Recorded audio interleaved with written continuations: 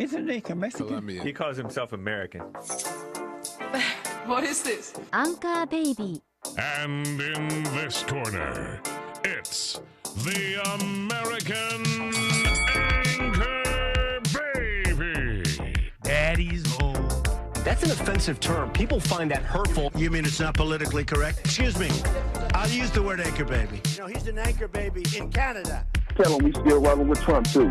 Anchor baby, the whole thing sounds horrific. You're just making it sound like immigrants are these horrific, greedy people. Ustedes pueden aceptar mi negocio o aceptar las consecuencias. Plata o plomo. So you would be considered white, in my opinion. You're the blackest one in this room. I think so. And what happened was his mama got pregnant on the other side of the border. And then a few hours before, just before it was time for him to pop out, she jumped across the border and let him fall on American soil. So he became the anchor baby. You don't call him the anchor baby for nothing. Amazing. We like this anchor baby, right?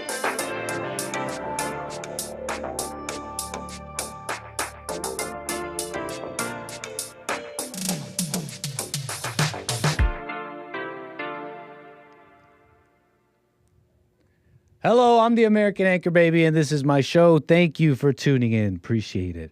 Hearts and minds this. I see you in the chat. Appreciate that. Some OGs in the chat who know. They know. What's up, American Anchor Baby? Thursday, on this fine Thursday. How you doing? We're going to get going here. We got some things to get into. I got some Bible ladies I'm going to do my best to put my most Christian foot forward as we deal with some Bible ladies on this fine Bible Thursday. Bible Thumper Thursday all day on all the shows, maybe in spirit. There are some Bible verses even on Joel's show. Maybe even on Hake's show today. Were there? It's definitely biblical stuff, though, at least. Anyways. 888-775-3773. I see some of you already on hold, and I'm about to get to you. I mean, why don't we kick it off with a call? This might even be an assist coming in from a caller here. Might just help me do this alley-oop, I'll let this caller set it up, and I'll just dunk it in. Maybe. We'll see in a second here. Appreciate that. You can call in 888-775-3773. I'm live on rumble.com/American Anchor Baby, DLive.tv, and twitch.tv/𝒔𝒐𝒄𝒊𝒂𝒍𝒔. Appreciate that. So why don't we say hello to Rick? Rick out of Hampton, Virginia, who's a frequent caller. How you doing, Rick? What's up, Nick the Anchor Baby? What's going on, my brother? All is well, Rick. No complaints here. Just one comment, man, on something about, they were just talking about just before Joel went off. Those police officers in New York dancing the way they are. Man, women cops, man, look, I don't want to say, I don't mind them doing admin jobs, but man, if something go down, man, if I see two women police come to my house, man, I was like, oh, Lord, these dudes going to beat these women up. Yeah, if I see two women... No, go. What? You got it, Rick. It's like, you got some criminals. I mean, like, I saw one video. It was a slim guy, about my weight. And it took 4 female police officers. And I don't even know if I think he got away, to my understanding. Incredible. And was it female? Yeah, it's 4 female Chicago police officers. You probably can find that video on YouTube. In fact, I have one for the people. I set up this call. I told the audience, I think Rick here is going to set me up for a great alley-oop, and you really are. My first video is, in fact, exactly about this.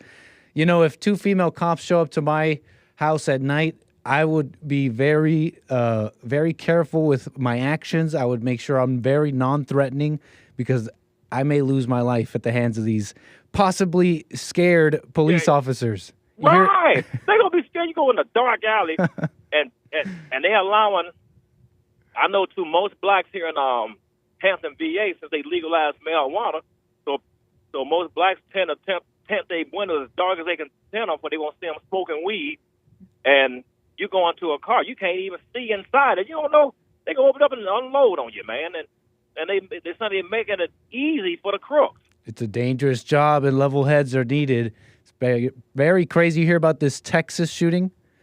These officers who unloaded into a residence. They struck a woman who lived there who was not there illegally. They're saying Ben Crump is all over it because it's a black woman. And it's civil rights. It's Breonna Taylor. They're saying all over again. Couple of details say otherwise. It's an interesting situation. No one's talking about the female cop aspect of it, though. I want to get into it. Wow, so she just what made her shoot into the house, though? That's the thing. No, Ben Crump. They're all over the news, but they're not showing how officers arrived. The woman who came to the door had a gun in the hand. Yeah, it was two female officers though, and they were maybe a little skittish, maybe a little too nervous, and so a couple of things collided here in a situation that ended up with this resident getting shot. And a lot of people aren't being honest about it. So she didn't die, though, did she? No, she was hit. No vital organs, but she was fine. Thank God she wasn't there, because now that keeps Ben Undertaker Crump and all the both are charged for making too much money on this case. Yeah, you know it, Rick. You know it very well. Man, hey, all the buzzer sharp and Ben Undertaker Crump. It's how it goes. It's almost par for the course. Yeah. We should know the strategy by now. Hey, Rick, I'm going to get into that story. Anything else you want to talk about before we move the wheels here? No, that's it, man. I just wanted to mention that, man. Oh, one quick one, man. What do you think about I guess too when it comes to President Biden? And the media, the liberals and the Democrats control the media. So everything you hear about Trump going to be negative, and you can't persuade people that, hey, Trump ain't like that. So what I do, the advice I have for everybody, man, when somebody talk about, okay, don't vote for Trump, you ask them, well, okay, give me reasons to vote for Biden then. And they can't never answer the question. They'll put their head and just be sucking on their lips trying to find a reason, and they don't even support them. So I just ask that. Don't get into no argument with them. Just like, okay, all right, we already know about Trump. We know what the media put out there, but why should we vote for Biden? And that's how you get them in their tracks. They can't even tell you. Right on, Rick. Appreciate that. Call Love me again, you guys, sir. Man. Yes, sir. Love y'all. Be blessed. Right on. Moving the wheels. Yeah, if you think, when you pay attention, the only real pro or point towards voting for Biden is it's all centered around, well, it's not Trump. Well, it's not Trump. So when it comes down to that, you could see how really it's not about electability and Biden for some people. And so it becomes not so much, it doesn't really matter so much when if you understand what I'm saying here, where people are, when they vote for anything but Trump, that's all they care about. They just don't like the guy. Hate is enough for them. So anyways, Rick there set me up for a perfect alley-oop. Anybody, you fall asleep? What's going on? Hello, wake up. I know it's lunchtime, maybe later for some. The day's not over. You still got to finish the day.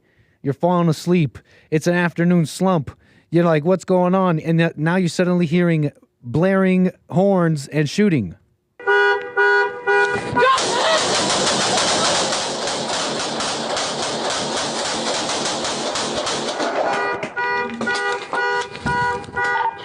Shot fired.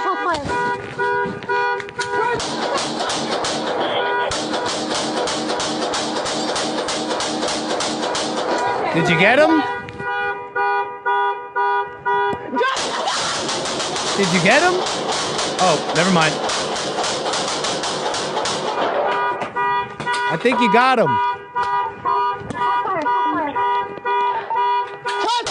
Oh, never mind. Where's that? Go down. Did you get him? Lord.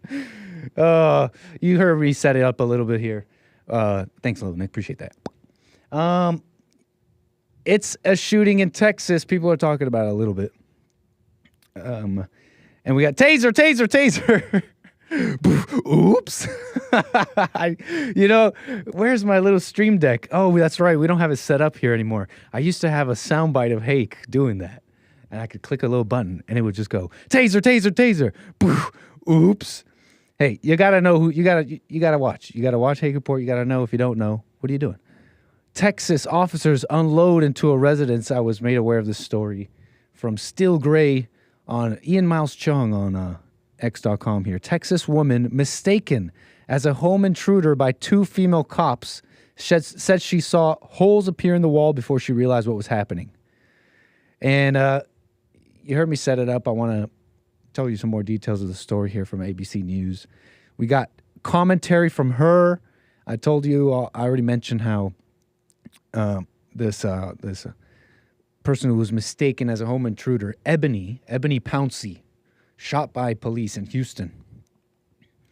She's flanked by Benjamin Crump, the civil rights lawyer, the ambulance chaser guy. Didn't I just talk about him yesterday? This shooting didn't just happen, though.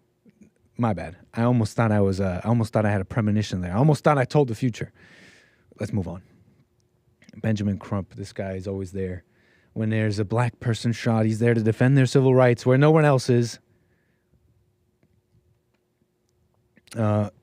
Dramatic new body camera footage that we just saw shows the situation, everything that happened here. 2 officers can be seen approaching an upstairs Houston apartment in the early hours of February 3rd. A car alarm begins to go off. And they go on and they unload like 2 magazines. I don't know how much they unload, but they just, remember, you got to shoot till you stop the threat. You may have even heard one of the cops in that video say, gun. I want you to keep that in mind. Let's watch ABC News, a little bit more on this. 𝒏𝒊𝒄𝒌𝒔𝒕𝒓𝒆𝒂𝒍𝒔 and more. I'm traumatized. I'm heartbroken. I feel stripped of my identity. And, okay, I feel like I already got to stop it. Not just be priced on. Oh, no, what happened? Leave. Hello, am I still live? Deserve to have badges. Hello, test. Protocol was I don't know what's going on. That night or morning. Test. Am I still live? I think I'm live. Everything just went off for me. Oh, the internet just disconnected. It says disconnected. I'm saying disconnected. Am I streaming? 1, I think. Okay, I think I'm fine. Everything seems to have reconnected. I had to stop it already. I'm traumatized. I'm heartbroken. I feel stripped of my identity. I'm sorry, I should have laughed. She's going through it. I shouldn't be laughing. This is major. This is serious stuff. Okay? I feel stripped of my identity. She says, heartbroken. I mean, it seems like a lot. It seems like a lot, way too much. I know you got shot. I get it. Traumatizing experience. Look, it just seems like a lot. You know, you say an identity. My identity was stripped. You got shot by police officers, mistaken as a home intruder. That's bad enough, I think. You don't need to go there.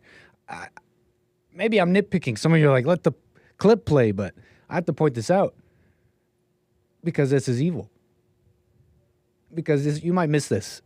What you don't understand is, okay, obviously maybe she's even just doing this at the behest of Benjamin Crump to add to it. More money. If you're stripped of identity, that's even more money from the lawsuit. I'm just trying to show you how she really loses in the end. She's setting herself up. She may even get money. She may get what, and we may know what's going on here. But she actually loses in the end. I want to just point that Faustian bargain out to people. That you might think you're winning something. Yeah, I'm being dishonest. I may be selling myself a little bit, but I'm getting something out of it. You're actually selling yourself completely, and you're getting nothing out of it except more hell, more misery. You're setting yourself up. Big victim stuff. You get it. And I would like for them to not just be placed on administrative leave. I don't think they deserve to have badges. That might be true. I don't think protocol was followed that night or morning. I have a baby. See, I don't know about that. Protocol, we'll get into that. Baby, a beautiful baby girl. She knows that I'm not able to do the things I was able to do before. And I don't know, miss. You don't look, forgive me for saying this, miss. You don't look all that, you didn't look all that, you don't look like you were all that capable before being shot. Hey, let's move on. It's not about that. This is not what this is about, Nick. I'm not able to be as attentive with my baby She's crying. I've been shot. Don't you know I've been shot 5 times? Stupid little baby crying. Can't be as attentive. I'm adding to it. I don't need to be doing this. She might be a fine lady. He's only one. So, we all know. Never mind. How can you be a fine lady with this guy? Hold up. That every American citizen right now is keenly aware of their Second Amendment rights and their rights to bear arms, to have a gun, to protect their home. In America. To protect themselves. Ebony was a law-abiding American citizen.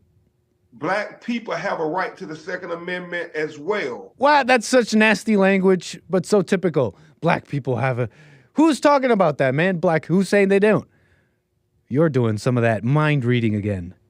Why is it a presumption that we, don't have a right to the Second Amendment?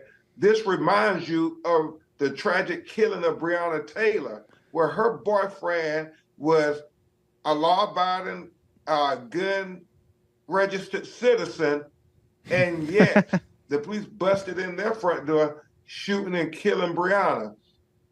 He was just a law-abiding... That guy who got shot, that guy who shot at police officers who were coming in, who did not do their no-knock warrant. I feel like everyone forgets that. They did knock and announced their presence. They were shot at by this guy. He was just a law-abiding Second Amendment using Negro individual in America. But you know how it is in America. His face so big. Shout out to the big face people. Right on. And Breonna Taylor herself is not this angel, I'm not saying, that there was the situation, but then there's also the mess you get yourself in your lives. It's like what I was saying about Vince McMahon yesterday. You guys know I love the guy, WWE. Oh, all that stuff. And I'm like, man, these freaking beta males, simps, Randy Orton, they're all like going along with the media saying, yeah, I don't know about what he's doing, all this sexual impropriety stuff. But I didn't say feel bad for him. You play with fire, these playboys out there having sex with the women, sign the NDAs. Hey, I don't know what to tell you. Same goes for Breonna. And no understanding, no actual help here. It's just going to perpetuate more misadventures with the police. And no one's talking. Can we talk about the ladies? Can we talk about the women unloading into 2 possibly nervous women unloading into the residence? Now, a couple of details that you may need here. Hold up here. Let me just... There it is. Okay. The front window, sorry, hold on. There it is. I just wanted to make sure I get the news correct. This is from ABC News. A couple of details from the story. According to the sheriff's office account in the video, the deputies went to investigate the reported break-in. See, what you don't know is that these people were trying to get into this residence because they had misplaced keys or something like that. The front window screen removed, broken glass, and the blinds raised near the front door. The deputies knocked, and one of them announced their presence. It is unclear from the body camera footage where the glass window was broken. So the officers were responding to this break-in call, and they found broken glass and everything. So now, okay, the charge of nervous women is one thing, and level heads are needed in all cases. But they're saying it was no protocol and all that. You're following so far, right? Window screw removed. Glass is broken. Pouncey, a friend of the woman who lived in the apartment, sustained a total of 5 gunshot wounds. She goes to answer the door or to the announcement of presence. By the way, cops, I'm thinking about when you announce your presence. I don't know how they did it. I don't have the facts for you there, so don't go with what I'm saying. But when cops announce their presence, they're like, hey, whatever, Chicago police, LAPD. I'm just saying. Maybe I'm a layman and I don't know what I'm talking about. None of Pouncey's vital organs were struck, but the long-term effects of her injuries are yet to be determined. Benjamin Crump's involved, blah, blah, blah.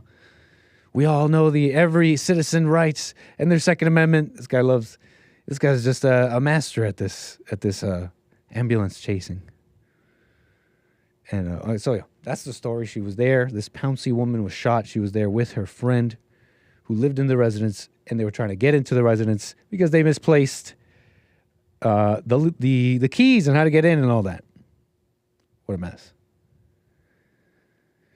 So it's far from a civil rights thing. If anything, civil rights may have gotten this woman shot. Okay, look, let's not totally discount the nervous two women there, the possibly two, look, Benjamin Crump, civil rights attorney guy. Civil rights may have gotten this woman shot and almost killed. There's your civil rights. You should turn to Benjamin Crump and ask him what's he think about,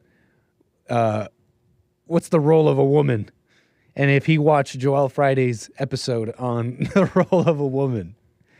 What an absolute mess. 888-775-3773. Whew. Committed more damage than the offender. Incredible.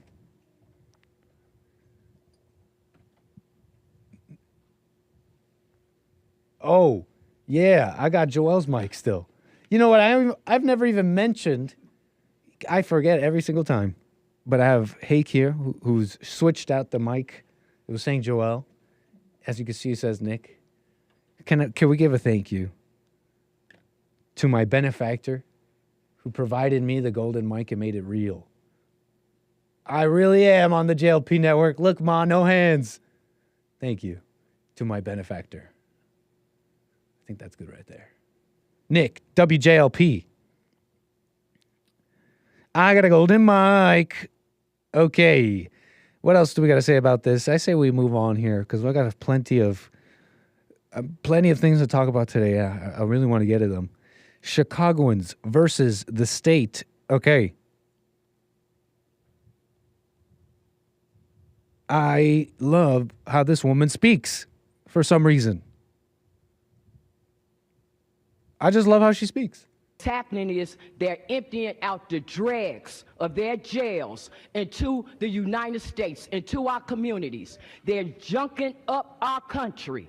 And yeah, we feel some kind of way about it because it's our country. Yeah, Black History Month, the American descendants of slavery. And I want you to know, Brandon Johnson, I understand what Breakmore's saying about we still on the plantation, but what you're looking at right now, this is what a free Negro look like. And I'm telling you, we're going to get our city back. We're going to stand for our people. We're going to get them out of our communities because they don't deserve to be there. You watch us. We black out here, and we're going to handle our business. You watch that. I'm a free black woman. This is how we get down. All right, Brandon Johnson. Brandon Johnson? Yeah. I don't know. I'm loving the energy. I'm feeling it. I'm there. And I'm not even being facetious about it. I'm a free black woman. And it sounded like there was obviously a previous exchange. Sounded like she was commenting on someone else talking about the plantation, it sounded like. Could it be someone saying that blacks are on the Democratic plantation? You know, I was talking a little bit yesterday about waking up blacks. And it's one thing to see things politically, and as much as that's appreciated, and there's a difference in anger. You could be you can get things about economics and all that, but anger will hold you back and you'll be blind, you'll vote the same people, you'll still have the same enemies. But I genuinely, this is a fine, here's what I like. She's basically almost saying, we're going to go Black Lives Matter on yo. She's basically saying that. And although I'm not one for especially not when there's a time to fight, I'm sure. But I'm not one for emotion and things out of place at the wrong time and fighting. There's something incredible, though, happening where the country is being just changed, wrestled out of the very people who are now some are even seeing it to some level, and they're out there, they're protesting, they're yelling, and the people that they put in charge look at them with contempt, and they smirk, and they know that they're just going to hear them out and do nothing. and they know this, and I want to show a couple of things here. It's kind of interesting. What's going on here, basically, Chicago residents are done with Democrats supporting illegal immigrants. They're sounding off against this plan to build to house more migrants, they call them, at some park and build more things for them and more money and all this, okay? And they're pointing to this as a sort of last straw. Blacks are waking up. And I'm not going to poo-poo it. So we're going to move on from any poo-poo emotions. Black pills are for non-Christians. And I'm just with Rick, with what Rick said yesterday on my show. I'm going to wait till we see them vote, 30%, at least 30% move away from the Democrats. Then I'll believe it. And so we're not going to be negative Nancy's. But look, I want to get to this, though. There's an interesting moment where these Chicago residents are talking with their so-called, city leaders. And they present to the residents, in this amazing moment to me, they present to them, direct your concerns, by the way, because there's a bunch of people there. Brandon Johnson, I believe, doesn't even show up. And so they're talking to this black guy. And they finally direct the people's complaints to this woman who's apparently in charge of migration or something like that. She tells the people her title here in a moment. And you got to see this exchange. You have to see this exchange. Why don't we watch it, huh? What's happening is they're emptying out. Wait, hold up. Oh, no. No biggie. We know that. It is not us. Sorry. No biggie. I have the clip cut up all nicely somewhere on my computer, but this is no big deal because we're going to do a little bit of live. We're going to do this live. We're doing it live. I kind of remember where it was anyways. So let's watch. Okay, so as you can see here, I'm on the YouTube videos website here. NBC Chicago. Here are these residents sounding off against this plan to house migrants, okay? Shelter at this particular location. So I'll play a little bit of the beginning to get the vibe. Then we can skip ahead a little bit here. I believe it's somewhere over here where they present to you this woman.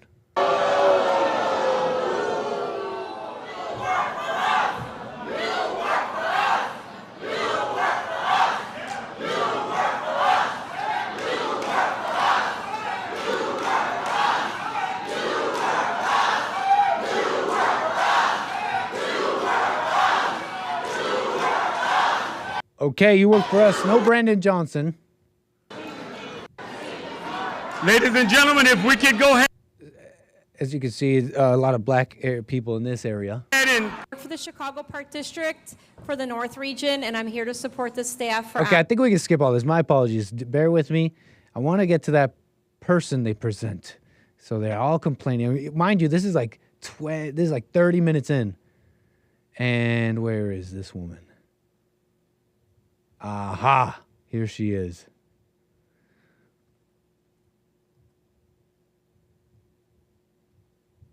All right, bear with me. You see the buffering. There it is. Ready getting scrapped. Why do we always got to be at the bottom of the barrel? I feel like we under the rats and the damn roaches. Y'all treat us like anything, and we just supposed to take it. Now, I'm not saying that I want the migrants to be misplaced. I'm not saying that I don't want them. I don't want them here. Don't be weak. Don't be weak. Get them out. It's not going to help us. We got a school right here our kids go to. We don't know these people coming through here. Y'all can't track these people. Our kids are not safe. So I want to know why he's not here to address us and let us know what he's going to do. I think he owes us that. Thank you, ma'am. Where, Brandon Johnson? Where is he? Johnny Matthews, then Linda Johnson. Johnny Matthews, then Johnny Matthews. How are they keeping order in that room? Very nice. Very nicely done. Ms. Linda Johnson. Johnny Matthews first. My levels say that it's well below the yellow here. I keep bringing it lower. I hope I'm not blowing up your speakers. Ponce de Leon. Who is she? If you could please introduce yourself. Good evening. My name is Beatriz Ponce de Leon. I'm the Beatriz Ponce de Leon. Here she is, folks. Okay, if you clicked away or weren't paying attention due to bumbling around with the video. Good evening. My name is 𝒏𝒊𝒄𝒌𝒔𝒕𝒓𝒄𝒊𝒂𝒍𝒔. I'm the WYesGunna. I'm the Deputy Mayor for Immigrant, Migrant, and Refugee Rights. Oh, really? Oh, really? I love it. Oh, so this is the one. So this the one, huh? I'm glad she's here. I'm glad. No, yeah, let's get her. I want to share. First of all, I want to say thank you for coming here. No, and every don't time, thank us. We could have been doing something else. I don't know if I. Look, you got to pay attention to this De Leon's face, okay? I want to make sure I understood your question. You're asking where will people go when they're here. Right. So I'm gonna answer that. Okay. She's doing the substitute teacher thing. Guys, can we give her No, I'll wait. I'll wait till you're silent. an opportunity to answer Ms. Matthews' question, please? But okay. So they're clamoring. That's fair enough. Okay. So people, the people that we're talking about are human beings just like you. We know that. We know that. It is not us against them. We don't need you to tell us that. No, we don't need you. We don't need you to tell us that. It's not us against them, and that's the problem we don't care for. We don't care for that. We are not insensitive. Wow. We got a problem with you thinking you can jam something down our throat. Look at her smirk. Contempt. Maybe I don't know her heart. But you got to understand, these people are like, we don't want this, and they're clamoring 30 minutes in. They're finally like, well, direct your complaints to her. And what you got to understand is the fact that they got some Hispanic woman to handle the immigrations, to be the leader of this, is not insignificant. It's not just like, there goes another woke person. No, this is poetic. This is symbolic. This is the face. This is your new face. This is your new future, Black Chicagoans. So you could direct all your complaints to the face, but what you think the Hispanic face, the Hispanic leader of immigration in your area or whatever, is going to say, you know what, you're right. Let's all pack up. This is your future. It's incredible. She's there to listen to your complaints and be like, they're people too, though. So don't worry. We've heard your complaints, though, Chicago. We will work out a way so that we may love the migrants in the right way, which means we'll just, you're yelling now, but we'll just shove it down your throats a different way. That's what this is. That's the new phase. That's your future. This is what this lady's there for. To hear it all, you yelling, and do nothing. It's crazy. She does it with a smile. Ms. Johnson, go ahead. Okay, hold on. My question, are you the one to make the decision to take our part? Hold on.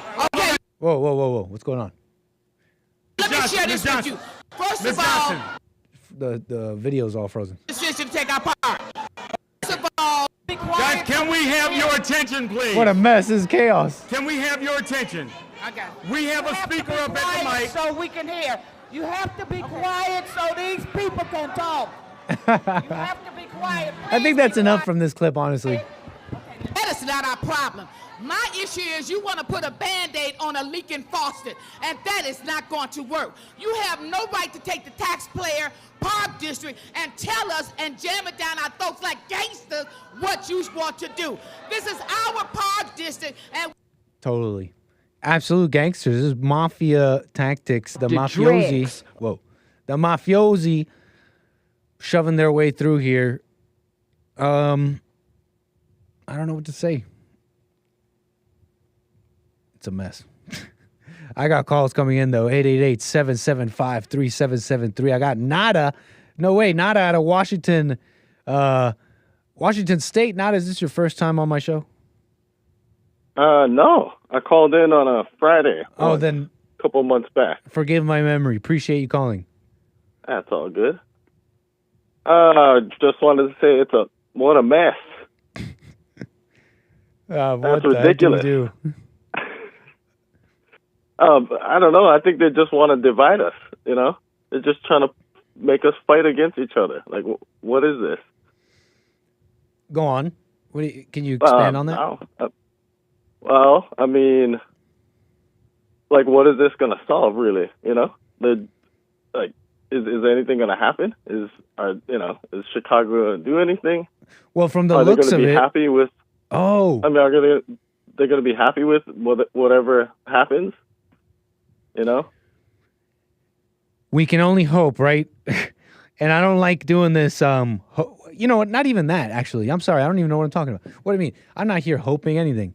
We've seen people.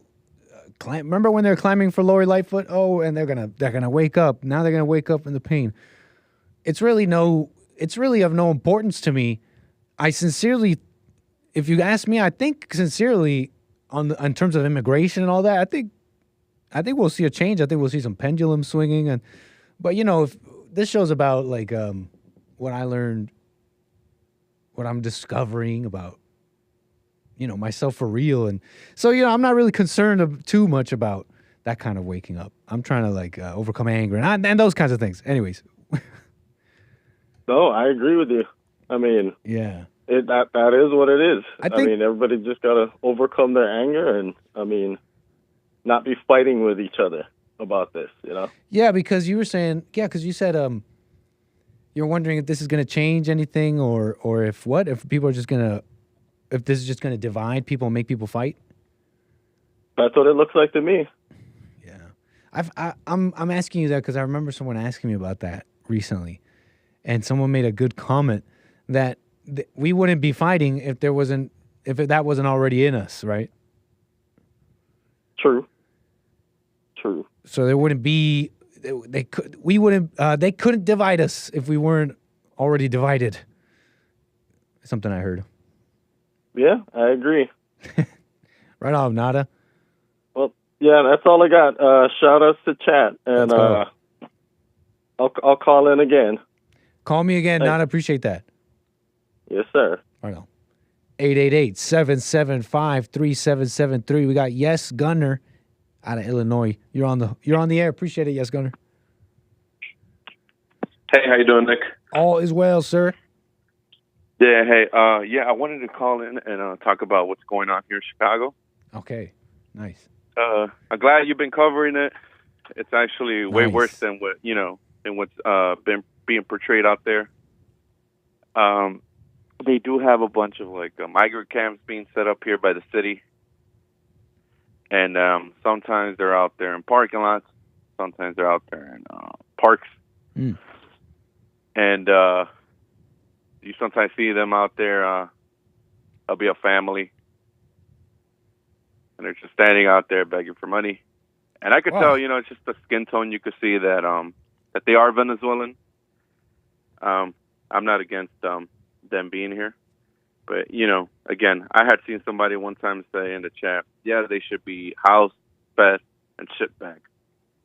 And I'm starting to agree with that because there's just so many people that we could only take here in this country that it's not possible to house everybody and give everybody a chance. Yeah, man. Well said. It's really what happened. Go on. Sorry. It's just really, really bad. You know, there's too many. I understand. I see a poor person. I know a poor person from a well-to-do person. These people have Gucci. They have Jordans. They're well-dressed. They're not looking like they're needy. And that's just like, gets me feeling some type of way, but I know deep inside I'm not supposed to feel anything. Right. But in a way, when somebody says, how does it affect you? It's affecting me in the sense where there is crime. I know that I have a mother-in-law that was robbed by a migrant. Mm-hmm. She was trying to give her like $20 when she went grocery shopping. She turned around. I guess the migrant just, you know, dipped out and grabbed like $200-300. And, you know, she didn't know until she started like going home and realized her money was missing. Wow. It's really these type of tedious crimes that you're seeing and that really have no room for the city. And I blame the people that keep voting, you know, for a sanctuary city, for open borders. It's not helping anybody. It really isn't helping. That's the main thing. It's just it's a big lie.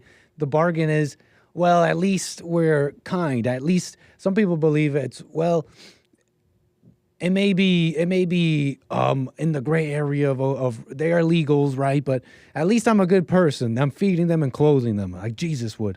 But that's not helping either. That's actually making things worse for their lives, for America. So the whole thing really is a lie. It's predicated on a lie, and it has to be pointed out. You're not helping. That's actually evil. Those people aren't getting better with your help. The same thing for money. Look, like you said, these homeless people they're well fed. Actually, a lot of the time, money isn't the answer here. Okay, the wealth, giving people stuff is actually kind of the problem. It's the poison that's keeping them there. I may not be correct on this, but some of the things that they do get when they arrive here is like a food stamp card. They do get, some do get like a rent voucher. So for like a couple months, they'll get their rent paid. And they get a work permit. Not only that, but they also get a chance to go to get their immigration case heard, which will take like another 5-7 years to see how backed up the system has been. So it's not going to be until a couple of years until they go up until front of a judge and get their case heard. It's really it's at an incredible level. I don't know if a lot of people know, but a lot of the old immigration stuff from just even a couple years ago doesn't even matter. And the hardships and stuff that people supposedly go through at this point now, they're just throwing themselves into the hands of border police. Yeah. And it's a free ride, basically. Man, YesGunna, I appreciate that. It's worse than we hear, huh? Anything else you want to say before we move the wheels? No, man. Thank you, man. Thank you for taking my call. No, anytime. Call me again. All right, then. Bye-bye. Right on. Crazy. Who cares about the American people? Kaya out of North Carolina, thank you for the super chat. Says, enjoying my break from work with the anchor baby. I love your show, Nick, and I wish you well. Thank you. I appreciate that. And we got Carver with the super chat says, enjoy this outfit, closest that we're going to get to emo Nick. Oh, you liking the fit? Am I looking punk? With the Jesus? I don't know. It's too hard. The Jesus shirt. Not the Dickie shirt. The Jesus shirt. What's up, Ohio Sentinel? How you doing? 888-775-3773 if you want to jump on the line. Someone already called it. Someone already said I was going to talk about this. Woke Google AI. You know I was going to mention it maybe.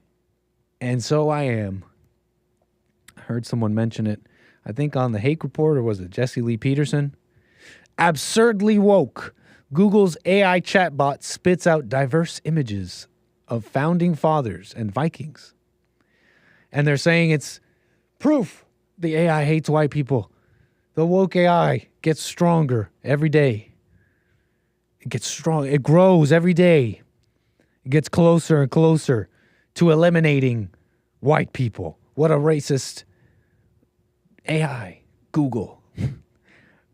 I'm being a little silly, but they released this AI chatbot, image generator, and I don't know, multiple things. Google's highly touted AI chatbot Gemini was blasted as woke after its image generator spit out factually or historically inaccurate pictures. Let me see if I can pull up some of them. Here's your founding fathers, native people, and more. Racism, they're saying. Look at woke AI.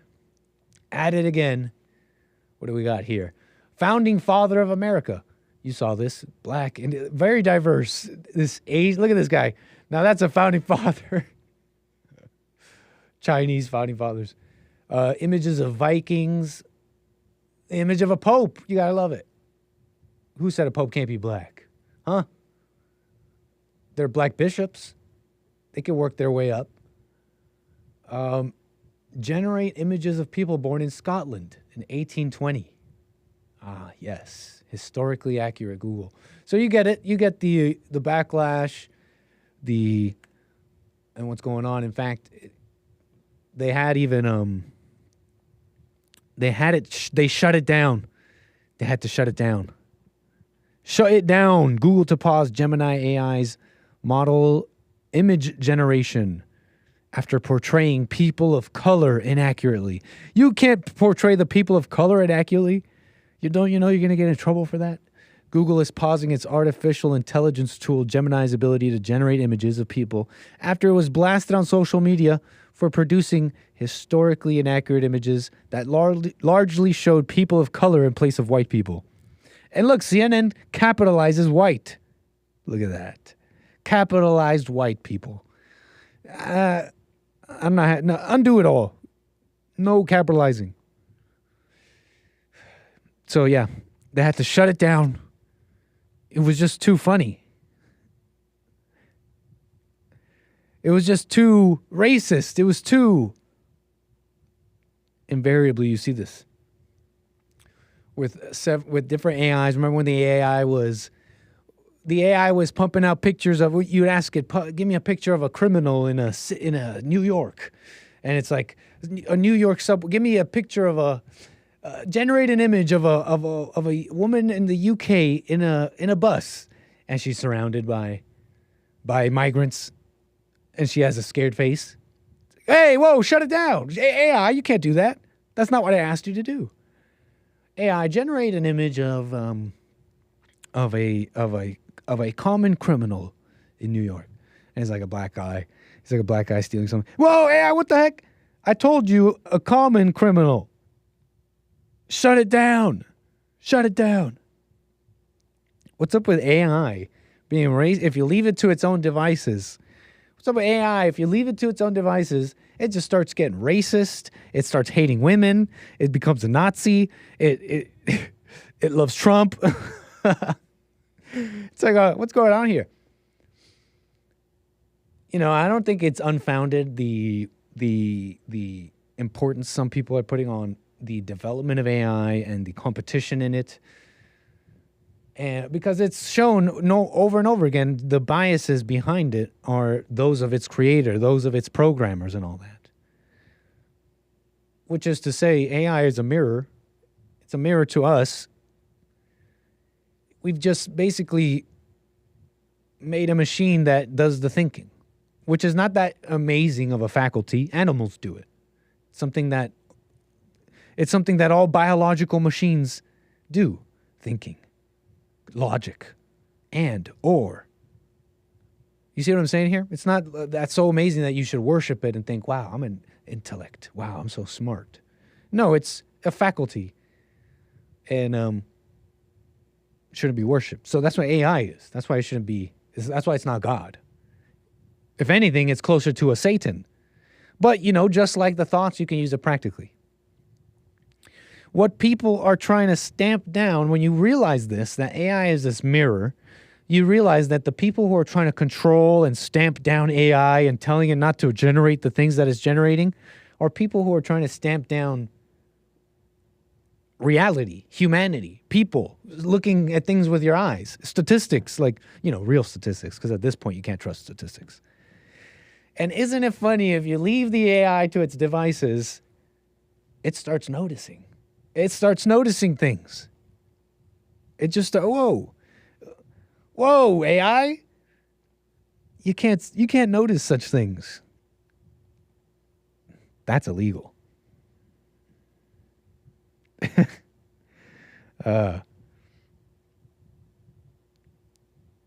Noticers, where are my noticers? Don't type it if you're a noticer in the chat. AI might flag you. AI might flag you, but where are my noticers at? Where are my noticers in the chat?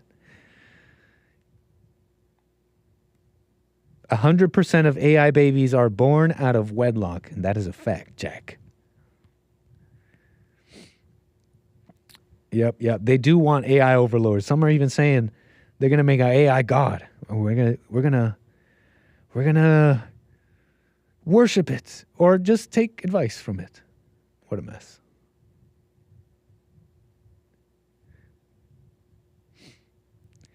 Bannings are fun. You should try them. Not the red hair with the black dude. Anyways. Incredible. Where were we? Google, AI, all this crap. there was a blackout. They're saying it's a blackout. They're calling it a blackout. Verizon, Mobile, AT&T, T-Mobile hit by a massive blackout. I wasn't affected by it, I don't think. But it was early and I had Wi-Fi at home and then Wi-Fi at work. I'm just living it up. I was aware of myself while driving, not even listening to anything, watching when I walked in through the door, turned on my car, locked up the doors. So I was living it, I had Wi-Fi where I needed it. So I was not without a moment, without any service here, but some are calling this a dry run for a cyber attack. Is it true?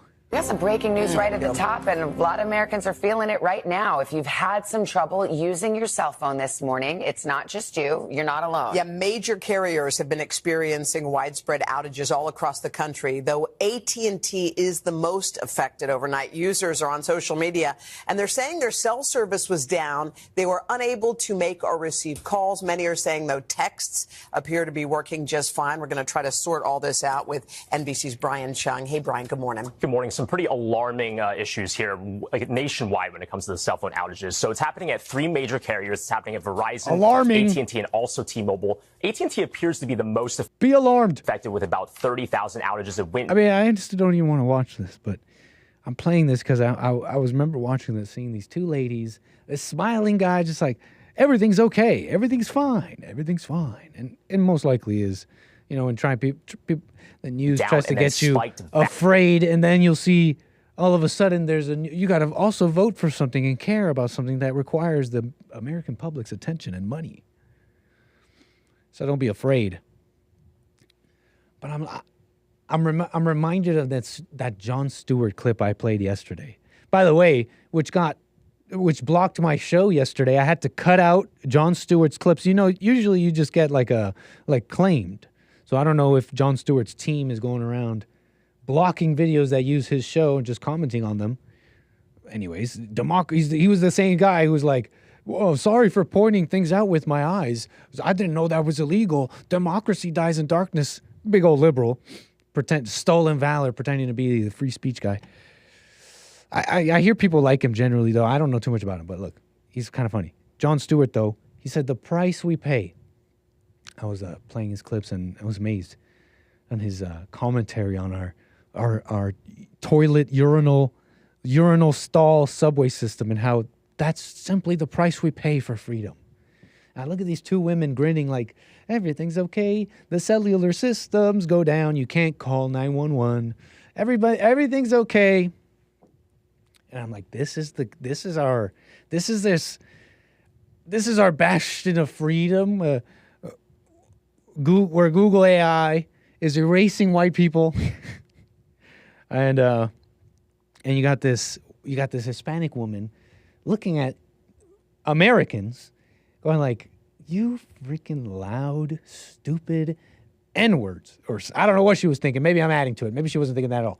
You think you can tell me? You look at you yelling. You think you could tell me no? You think you're gonna tell me no? You're gonna take the migrants and you're gonna love it. You will accept the immigrants. You will accept the new Americans. I'm like, what the heck? Trump is Alexei Navalny, and it's all BS. It's all crap. I'm betting Nick caused the outage. Those are not ladies, buddy.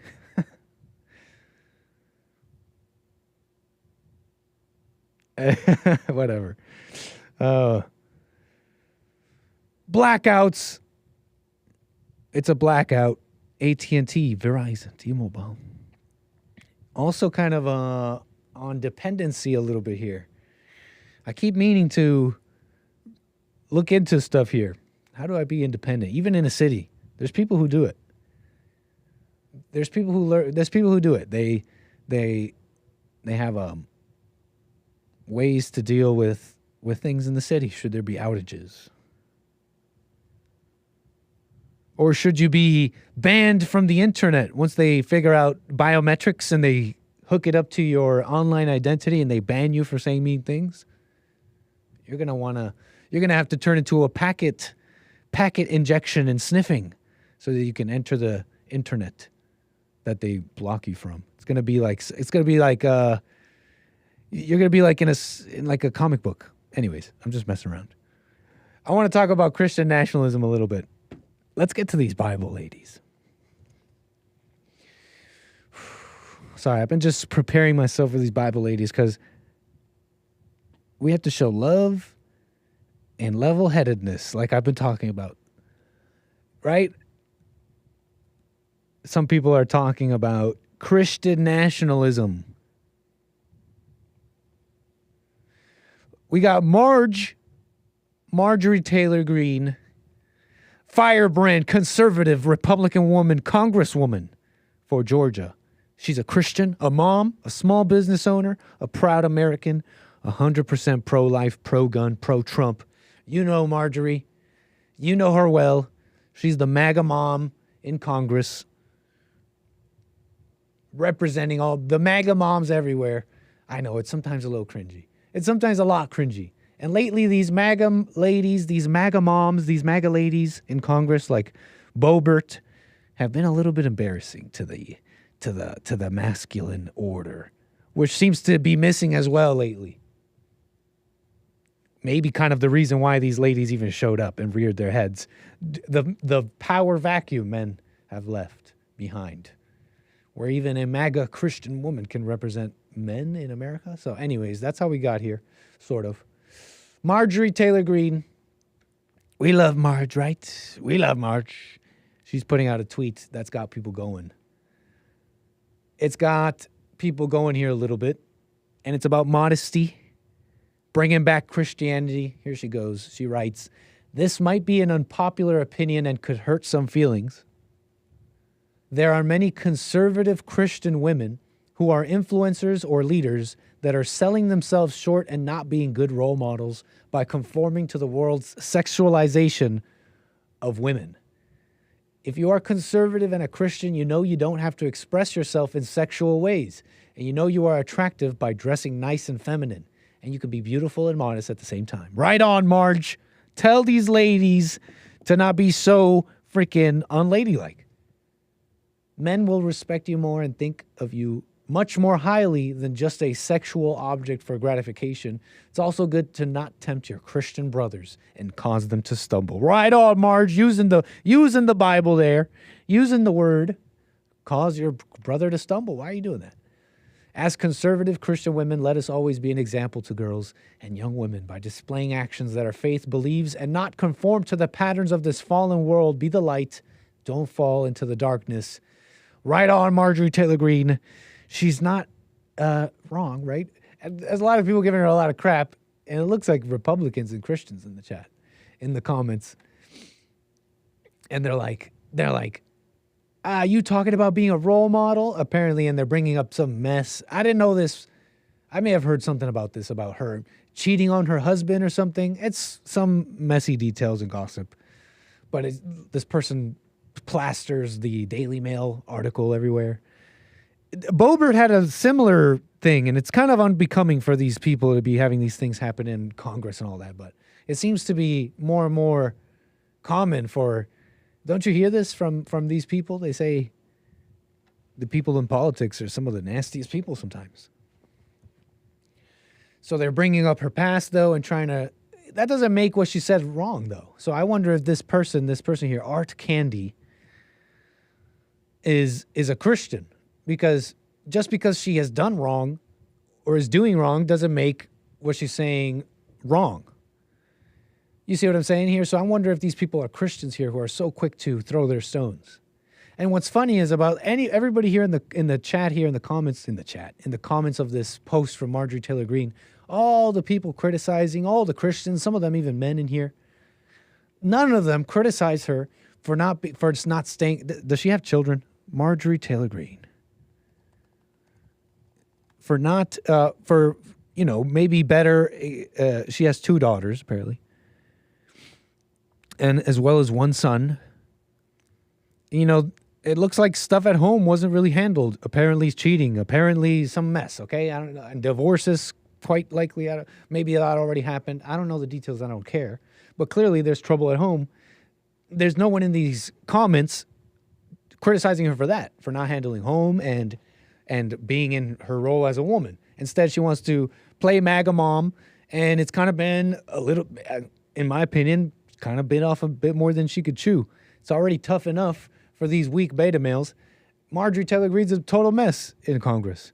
And she hasn't been a good, from what I've seen and some of this analysis I've seen, honestly, what has she done? She was that same person who, double-crossed the Freedom Caucus to make a deal with Kevin McCarthy. So she went super rhino. So I don't know what to tell you. And nobody criticized her for that. So if there's anything you're going to criticize, right? But instead they're all like, you're just a disgusting, blah, blah. So I don't know. It doesn't sound like a lot of Christianity anywhere. Marge at least trying, though. Marge in charge, at least trying to bring some Christian nationalism and inject it into some American politics. Putting in the old college try, Marge. I appreciate that. Marjorie, my apologies. No reason to be calling you Marge. Trump allies prepare to infuse Christian nationalism in second administration. It's an article from Politico. Apparently there's some rumblings. Those that are waiting for Trump to win 2024 and be president. They already have thoughts about how the administration and the cabinet and all that should be filled. There's a name being thrown around, Russell Vought, V-O-U-G-H-T, Russell Vought. And think tanks that are close to Donald Trump are apparently developing plans to infuse Christian nationalist ideas in the administration. Spearheading the effort is Russell Vought, who served as Trump's director of the Office of Management and Budget during his first term. He's remained close to him. So they've got this big plan. They're saying Christian nationalists in America believe that the country was founded as a Christian nation and that Christian values should be prioritized throughout the government and public life. And as the country has become less religious and more diverse, Vought has embraced the idea that Christians are under assault and has spoken of policies he might pursue in response. And, I don't know what to make of it. I don't know this Vought is a name I've never heard of before. Maybe I should know the name, but I don't know too much about him. Here's what I do know. Christianity commonly gets, you saw those He Gets Us Super Bowl commercials. Commonly, things are called Christian that are not. But that's besides the point. That's besides the news, I guess. The news is this. Vought is planning to inject this Christian nationalism. I hope it's a little tougher than Marjorie Taylor Greene, but it might be a step in the right direction, especially with a strong man in charge leading the way. I think it might be a step in the right direction. A little Christian nationalism for you. I don't know what people exactly mean by that when they use it, so I don't go around naming and claiming groups and stuff like that. But I also don't fall for the media hoopla over white nationalism, Christian nationalism. If you ask me, some pretty decent people, in my opinion. What the heck is wrong with white nationalism and Christian nationalism anyways? You bunch of conspiracy theorists. You know what's crazy? You know what really is egregious, though? I think possibly egregious. Girls Gone Bible. You ever heard of this? Speaking of Christian nationalism, you're going to want to hear this one. You ever heard of the Girls Gone Bible? The Girls Gone Bible. Just a couple of girls. Just a couple of girls, and they have a podcast. It's hosted by Angela and Ariel, and it's about all things Jesus, all things life, and a couple of girls serving a couple of imperfect girls serving in an absolutely perfect God is the tag over there on their YouTube channel, Girls Gone Bible. No, it's not Girls Gone Wild, like the world. It's Girls Gone Bible, like for Jesus. Yeah. They're mildly attractive, says Will Cole. So Girls Gone Bible, you know, I've seen their clips go around a little bit. Something just rubbed me the wrong way. And I thought to myself, maybe, Nick, maybe you just hate women. Maybe I just hate women. I just got to watch the thoughts. I got to watch these thoughts and really examine myself, because what the heck? They're saying the nice things. They even say the thoughts are an attack from demons and from Satan. What the heck, Nick? You're just hating on a couple of pretty girls spreading the word, spreading the message. I talked to him. That's what I said to myself. That's what I said to the apparition. Never talk to the apparition. Never talk to Satan. Because that's what crazy people do. And I came across a little bit of footage from these Girls Gone Bible. And I think they talk to Satan too. Let's watch it. Look, I'm just not so sure about how they're going about certain things here. And they talk about mental illness and love. And I want to get into it a little bit here. I condensed like 2 hours of footage into what I could. We're going to try and get through this. How are we going to do this? I don't know. We're going to try not to harp on dumb things. We're going to try not to be nitpicky, low judgment. Okay, we're going to do our best. We're not going to be... okay, because it's difficult. They have already failed by wearing jeans like men. An abomination says everything is fake. Oh, man. Girls Gone Bible. Let's see what the ladies have to say about the Bible and stuff on this fine Bible Thumper Thursday. Hey, R. Hi, do you love me? I do love you. Do you love me? Is the sky blue? Is the Pope Catholic? Do I like coffee? Is grass green? Do you wear crop tops? Hey! Just you kidding. Know I'm working on my modesty. You're super modest. I literally just said... Jeez. She's working on her modesty, folks. She's just... I'm sorry, I'd stop already. That's a little bit of a taste, though. Do you love me? Of course I love you. It's very emotional. Which you might think, okay, well, they're just girls, Nick. They're just girls. Let girls be girls. But I don't think it's that. It's not all daisies. It's not all we're yucking it up and grinning about things that are actually quite dark. Let's watch. To Ari, before we came on, I was like, do you think there's going to be a day where we're not nervous the day that we do these? We were just saying, we're like, I don't even know how we get here in the car. I'm blacked out the whole way. I don't even know. I don't even think I look at the road. My mind is in another place. The entire time. And I just think it's because we care so much. Yeah. And I think it'd be different if we were coming on here talking about nonsense and life and like whatever. It's heavy stuff. But it's just like we feel such a responsibility talking about Jesus, and like obviously our main goal is to bring as many people to Jesus as we possibly can. So it's a lot of pressure, but today's episode is mental health. Yeah, man. Dang, it must be so difficult, she says. Today's after that insane diatribe of not even knowing where you're driving because you're in your head and your thoughts, and you're like, wow, I don't even know how I got here. Anybody can relate? I'm sure many can relate. I'm sure many know what she's talking about. When you don't, you could be somewhere physically, but your mind takes you somewhere else completely else. You could be 1,000 miles away. For those that are paying attention, we know what that is. That's pure evil. And this woman's talking about, oh, I'm driving. I don't even know how I got here. And I think it's because we care so much because of this responsibility they have. Imagine, you know what? There's few things worse than a woman who thinks she has a responsibility to save your soul and teach you about Jesus. Probably few things worse than that for men is a woman that thinks that she could save you, that she has that ability. Incredible stuff. And so they're in their head. They got this responsibility and they care so much. That's why they were distracted by Satan himself. Let's watch more. And spiritual warfare. So, and that's amazing too. It's rich and today's episode is mental illness and spiritual warfare. Let me start off with a story of me not noticing being in spiritual warfare. Mental illness is real, and it's a force, and it's a power that comes to steal, to kill, and to destroy. And we are by no means ever making light of it. We're never putting a Band-Aid on it, saying that, you know, just pray and you should be over it. Like sometimes the church makes people feel that way. It's real, it's serious, and I just hope that we can somewhat help in any way and show. And you know what? I want to pause it there because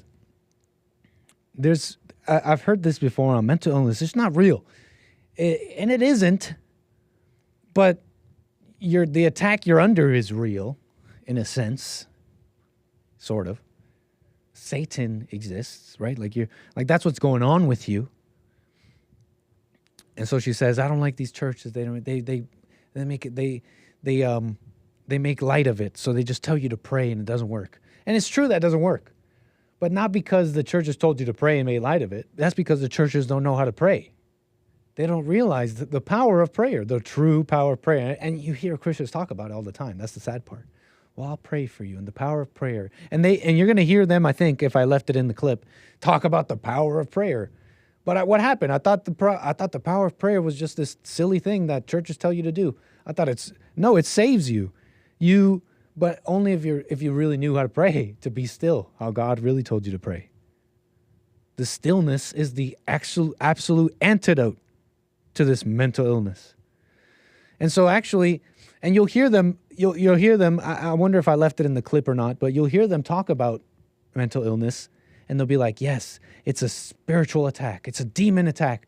But then they'll say prayer is weak, but they'll talk about prayer in this weak way. And then you'll hear them say, if I left it in, how they need therapy and stuff. So their solutions really are the same as the world. Now it makes sense why you see prayer as so weak, or prayer as a not good solution. It's just the church is not making your pain real. And then when you put it in that context, these women really sound like every other woman. Your pain is real. Your pain is real.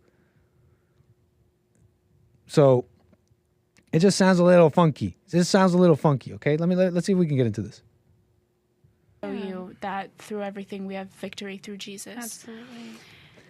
So, okay, you wanted to. By the way, that's mental illness.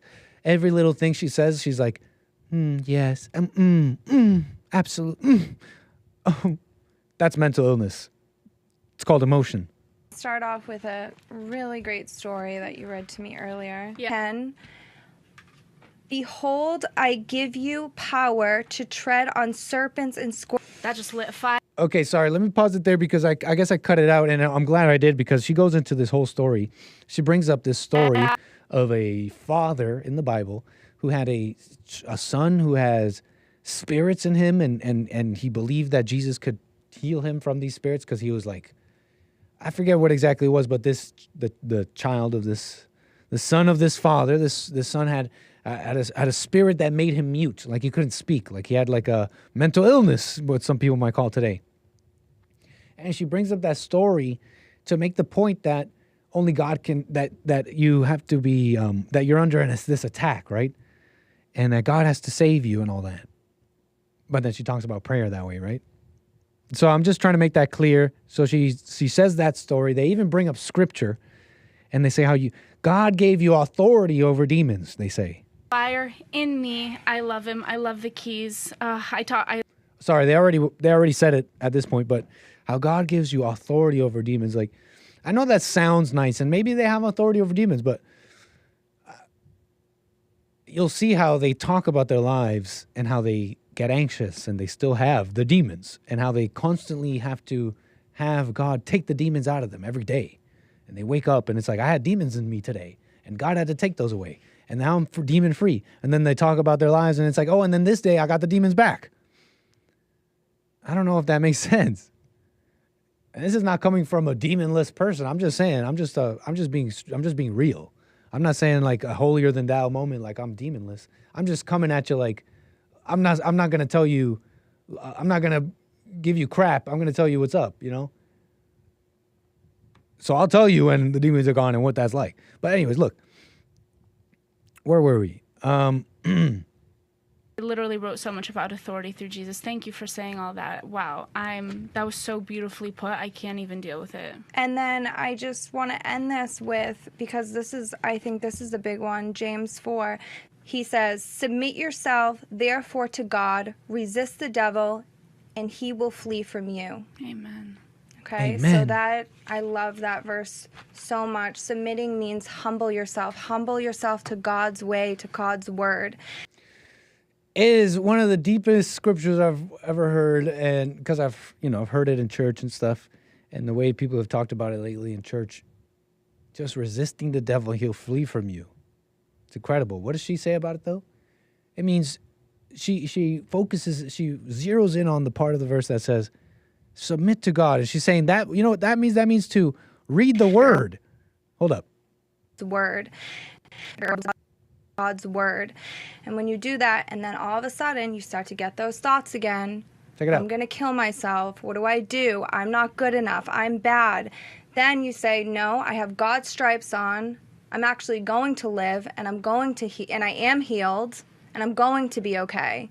And when you do that, he says, when you do that, the devil will flee, meaning he will run with fear. Amen. Amen. And it's in the midst of like things that sound right too, so it's kind of a mess.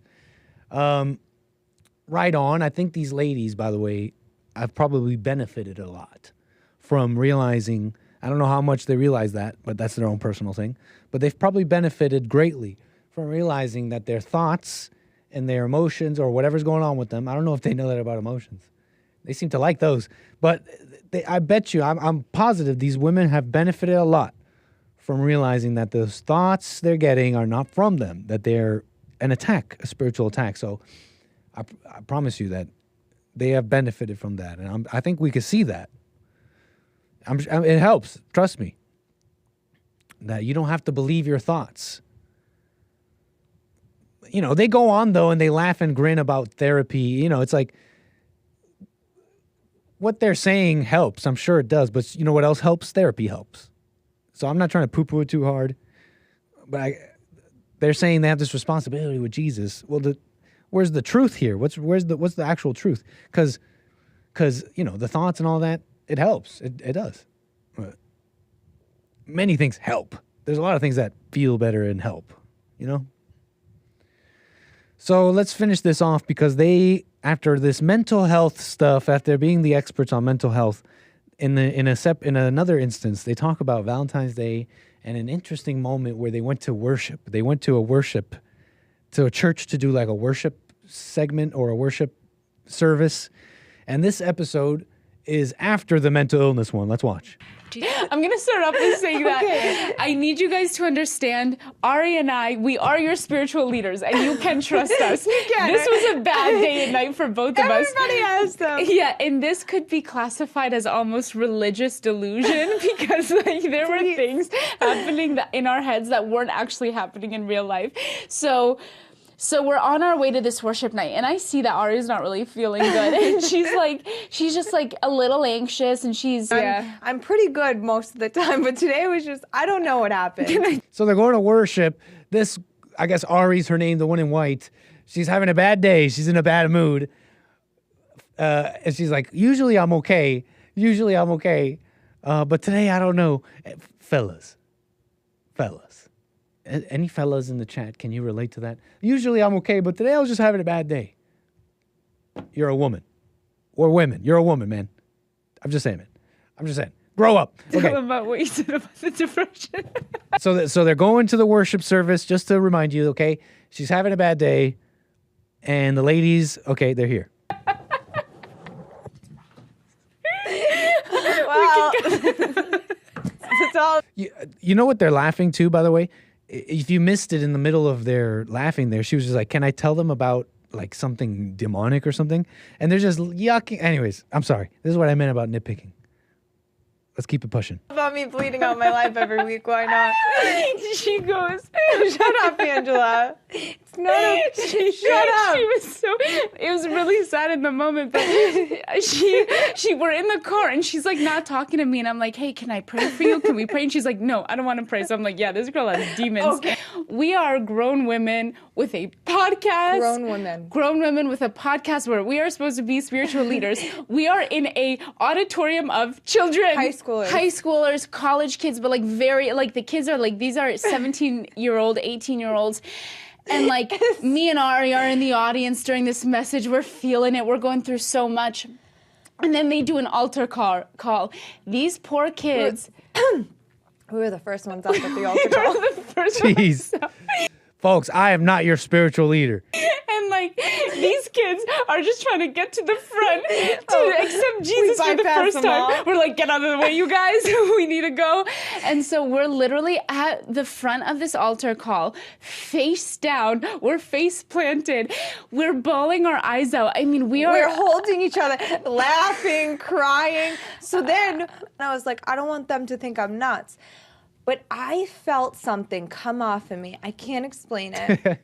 And we're in the car, and I looked. So at this point, they've cried. They're doing their insanity at the altar. Now they're leaving. And she's like, I don't want people to think I'm crazy, but something left my body. Sorry, lady. Yeah, we think you're nuts. It's not helping. Where do I go? I'm back. I'm back. And then she's telling me all about her encounter, about how the demons left and whatever left. And then she calls my mom. It's 3:00 in the morning in Florida. She calls my mom. My mom is sitting there like, okay, great. And that's supposed to be sane? These are your spiritual leaders? Great. And then as Ari's talking, I go, okay, now this is where my delusion comes in. She starts having a panic attack. attack. Okay, so I'm going to stop it here. You know, it goes on for like another 5 minutes. I think we're good Ari there. I think we're good there because how this story ends is the other one, the one who's just talking. So they get back from their spiritual moment with the high schoolers and they push them out of the way and they're crying and bawling and laughing. They go from crying to laughing to crying, which is demonic and insane. They call it Christian. They call it, I don't know what they call it. Maybe to be fair, they even called it religious delusion. But again, these are supposed to be the spiritual leaders. They even said, we're your spiritual leaders. I'm not your spiritual leader, man. I'm not trying to be anyone's spiritual leader. That's evil. How can you even be someone's spiritual leader? That's pure evil. It's ego. And so these women here, she's calling the mother. It's 4 a.m. It's totally crazy. And the story ends with the one that was talking.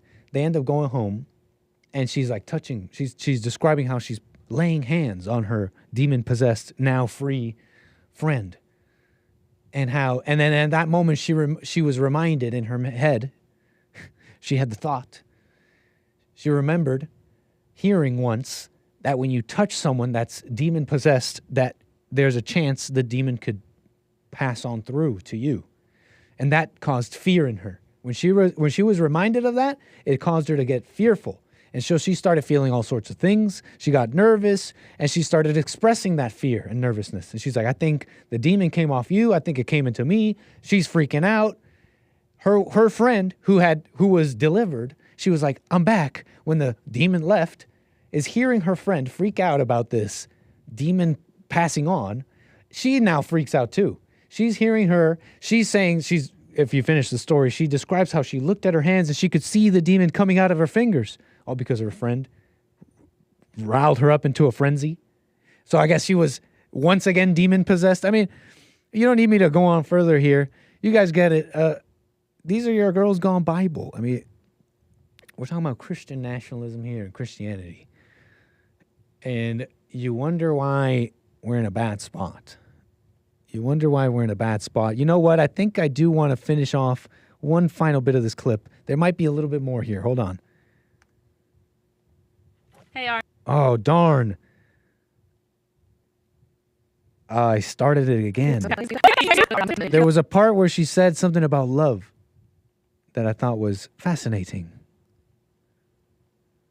And I think I do want to play that, just to drive it home. Jesus as we possibly can. So it's a lot of pressure, but Today's episode is... Let's skip all this. Bear with me.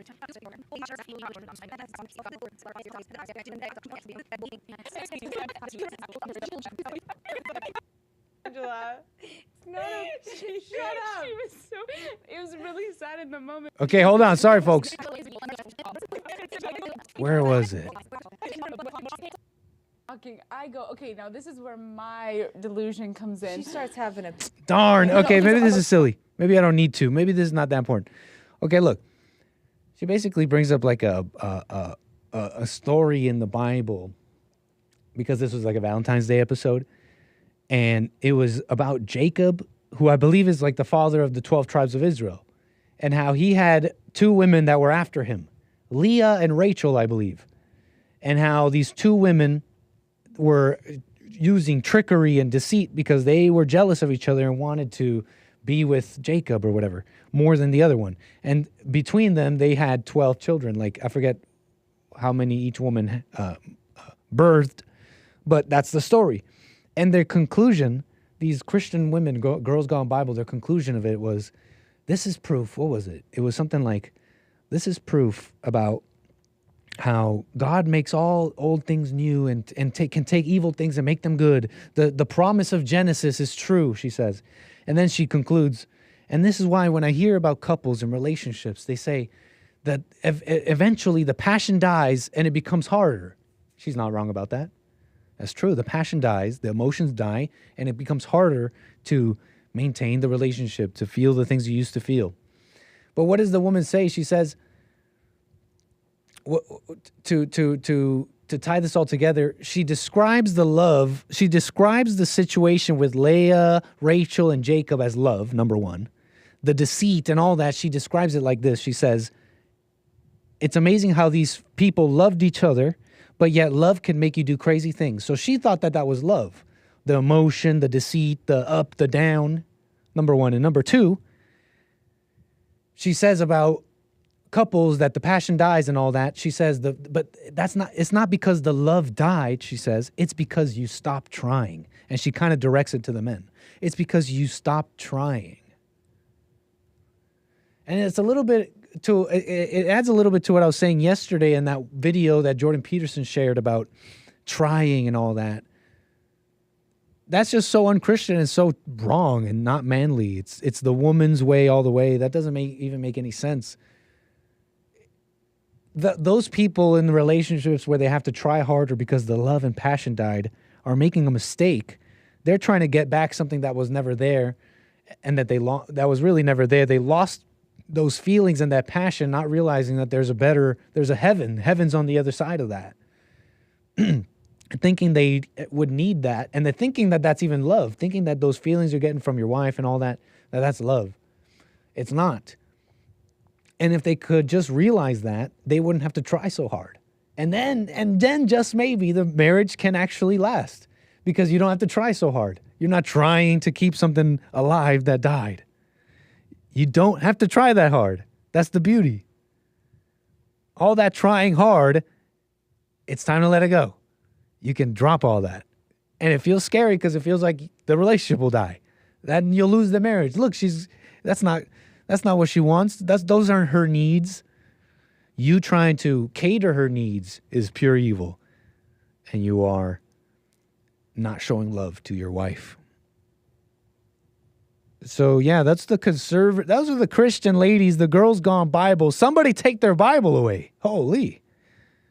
Somebody, I don't know about, some of you think it's okay.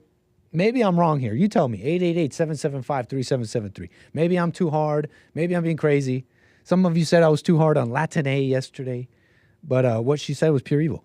And that's not that deep. Don't get all judged and personal about it. I'm evil. We're evil, okay? But these ladies are evil. And I'm just trying to point that out. And I think this is wholly unacceptable. I get it. Someone in my chat said they're hot enough so that I don't care. I get it. They're cute. Look, if you ask me, entirely unacceptable. That's not even halfway okay. This is entirely unacceptable. It's obscene. It's obscene.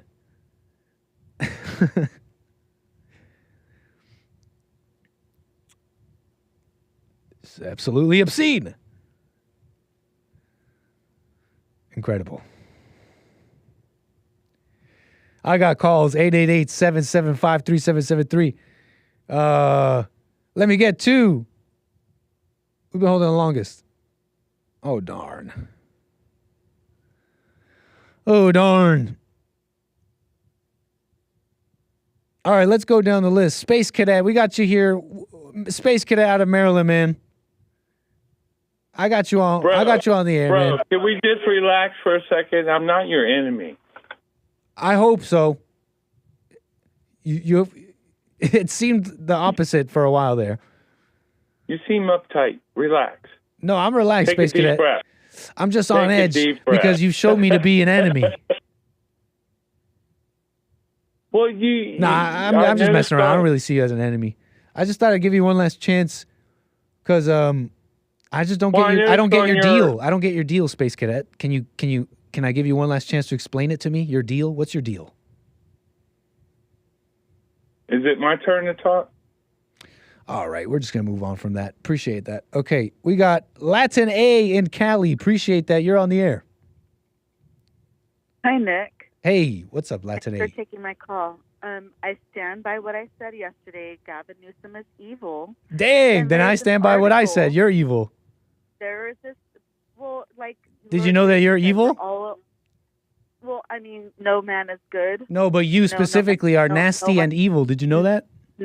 No one in on earth is good. No, but you specifically, LatinA, you're nasty and evil. Did you know that? And I. You see nothing wrong at all with what you said? I have a right to protect my children against people You don't see touching them. You don't see anything wrong with what you Like said that? about Gavin Newsom?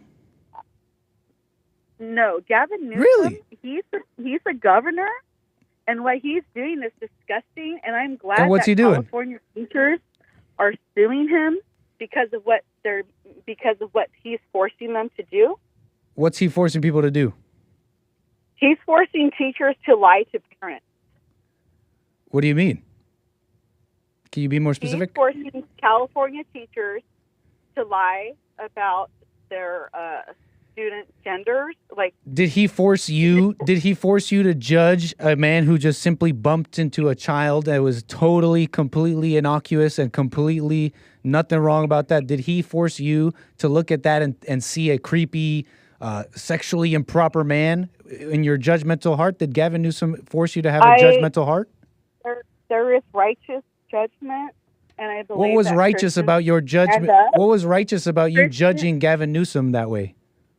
because I have to stand up and protect children. Just because I'm a woman doesn't mean I'm going to let an How are evil you crazy protecting guy women? sin. How are you protecting children? No, I'm trying to protect children. We're talking about something specific here. We're talking about Yes, Gavin Newsom bumping into that Yes. Chinese boy. Yes. And you said what about it? You said that I wouldn't let him touch my children like that. No, I wouldn't want him to touch my Well, I children hope I like never that. meet your children, LatinA, because you'll accuse me of the same thing.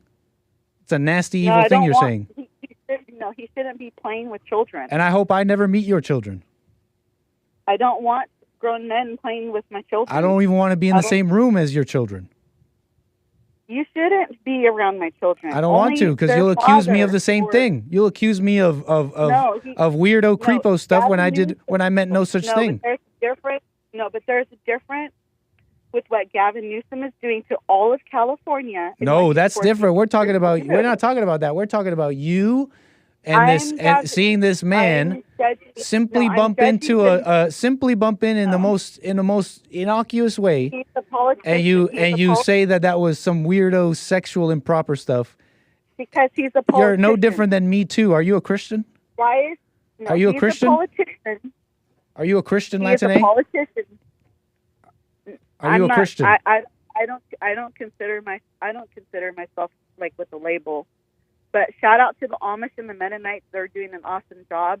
I originally called to say that the women on the panel on that channel, I think that if I don't care about the panel. they're going to, I don't even know what you're if talking they're- about. I don't care about no panel. the women.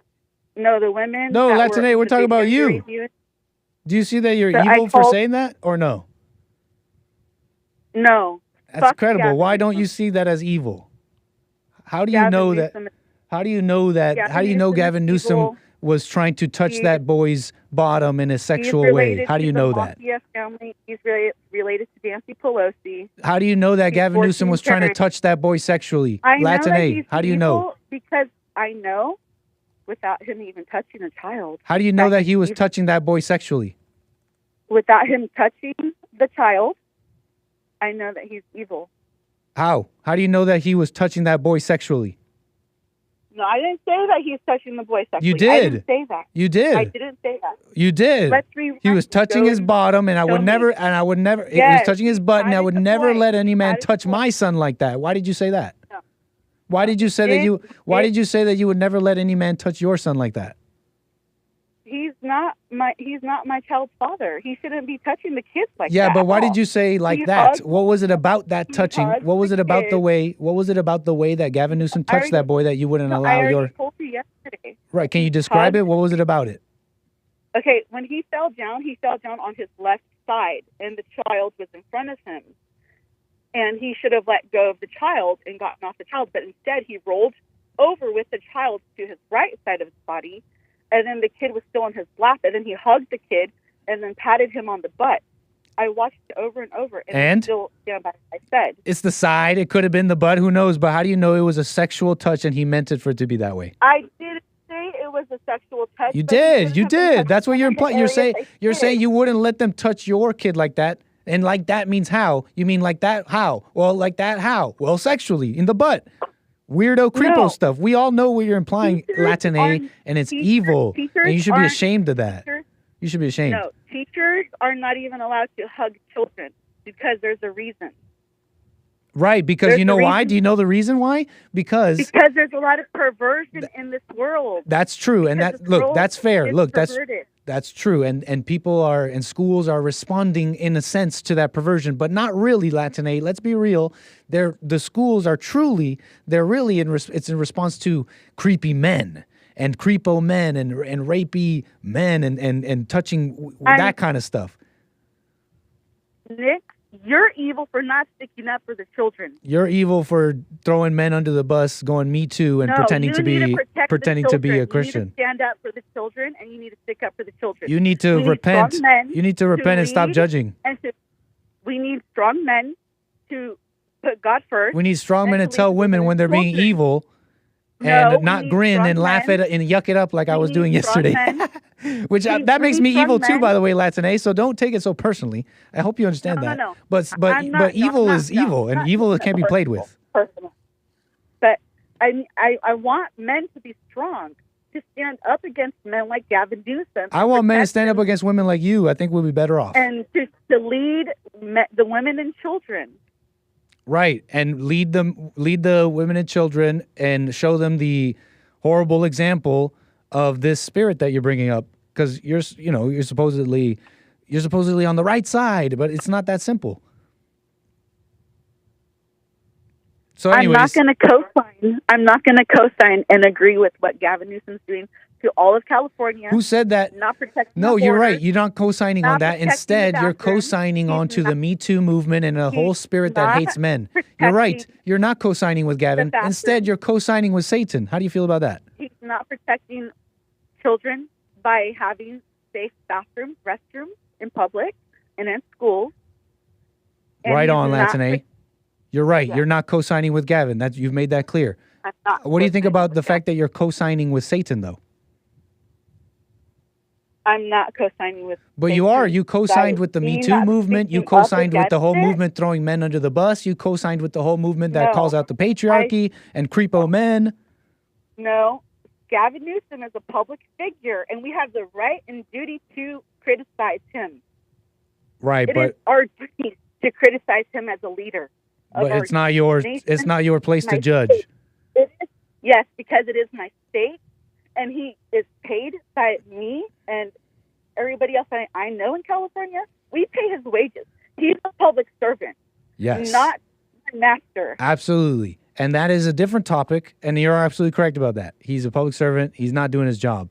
That doesn't mean you should throw men under the bus like that, LatinA. But I don't need to harp on this. I'm getting almost a thrill out of this. This is evil. I don't want to do this anymore, LatinA. I think we're done. You got the point, and I got the point. The folks got the point. We don't need a thrill out of this anymore. I don't need to make up for being weak yesterday. Is there anything else you want to say, LatinA? Yeah, the girls that were talking about being Christian on the panel, I think that, like I said, shout out to the Mennonites and the Amish. I think that if it was really, the women trying to have or be any kind of role model to women, they would just be a guest on a man's channel instead. And I would not want to see my children marrying like these women wearing super tight clothing and dyeing their hair and wearing all this makeup. I got you, LatinA. Well, that is a better example. Hey, appreciate your call, LatinA. Call me again. Thank you. We'll let the pain go away. I it's not personal. You're like, okay, thank you.